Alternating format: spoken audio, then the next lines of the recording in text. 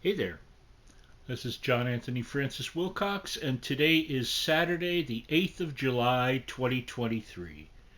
How you doing? So, let's see what's been going on.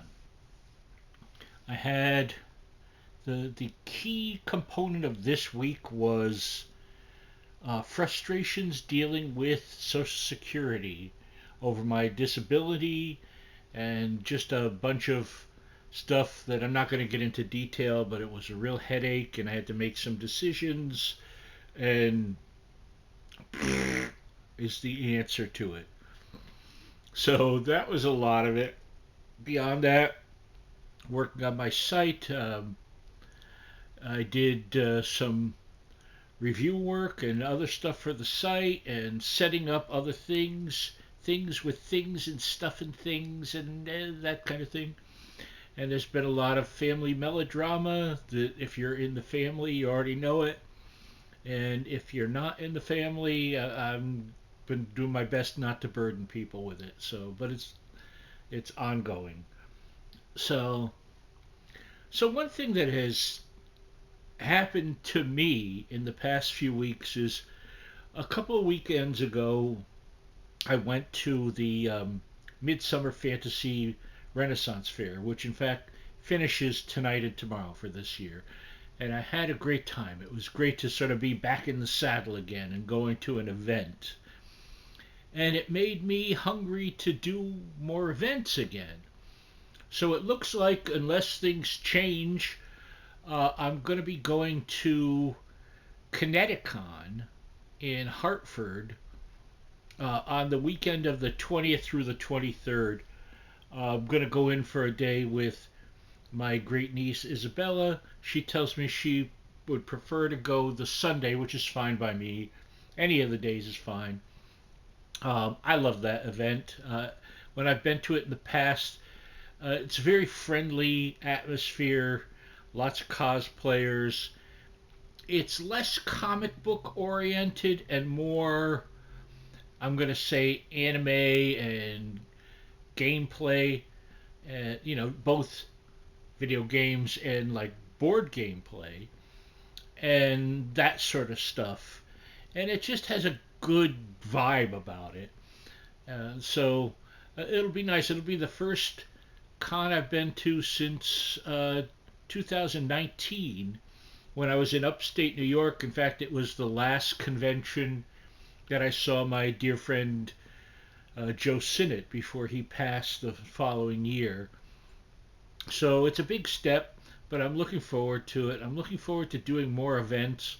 But I have to say that does not include concerts. I'm not feeling it. Maybe that'll change over time, but I really don't think so. I think that it's more to do with the crowds. I am looking for other kinds of events to go to. I noticed that, for example, at this Hartford place, that they're going to be having at the end of August a gaming event, gaming convention that'll also have cosplay.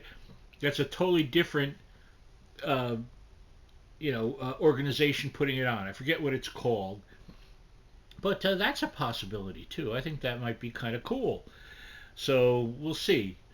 Um, if you hear of something that's going on, particularly here in Connecticut, let me know. If you feel you might be at Kineticon, let me know. Let's, come and say hi. It would be lovely to see people. Always nice to see friends, and I'll be the fat guy in the wheelchair being pushed by his great niece. There you go. That in and of itself should be entertaining for you. So that's been the main thrust of things here, and beyond that, I was thinking, I talk a lot about old movies with my friend Joyce, my dear friend Joyce, and I think let me mention one a lot of people don't know about. I think I'm going to be probably wrong on the year. I'm going to say 1941, but it is a film called If I Were King. And it's based on a real story, or so they say, but I've heard it's a real story, and it was about the King of France, and this played wonderfully by Basil Rathbone, and the poet, I believe his name was Francois Villon, played by the ever wonderful Ronald Colman. And he gets into a lot of trouble, and they're going to kill him. And he mentions how much he would change things if he were king. And so Basil Rathbone decides, well, before I kill you, let's give you a month, and I'll do everything you say behind the scenes, and we'll see how that goes. Well, what happens is he sort of makes him from a despised king to a beloved king. It's a fascinating thing. Basil Rathbone really gets to chew up a lot of scenery. He's usually very kind of straightforward and stoic, but he plays kind of a loony guy in this, and he's a lot of fun. And the dialogue is just wonderful. I watched this film for years, and I was finally able, several years back, it showed up on DVD, and I grabbed it. I should see if they've ever made the transition over to Blu-ray.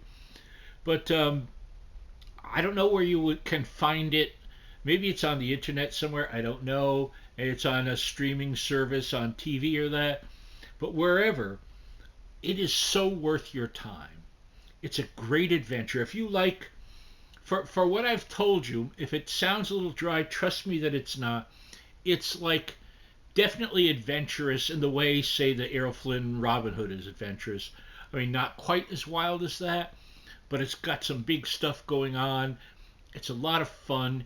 You will find that the time of the film passes like it's only 2 minutes long, and I guarantee you're going to come away going, "Oh, I'm glad I saw that," in glorious black and white. If I Were King, with Ronald Colman and Basil Rathbone. So I'm going to recommend that. I'm also going to addend my video from yesterday with the 6 songs from the Cowsills album, Captain Sadness, Ship of Fools. I said Henry Faversham when I meant Harry. So it happens. I'm old. I'm decrepit. I'm whatever fixes that for me. But go back and check that out. Listen to that album. It's a great album. Captain Sadness, Ship of Fools. Pure psychedelic joy from 1968. On that, I will let you go until next week. I love you all. Have a great week and be in touch. Eat a fine sandwich or something, huh?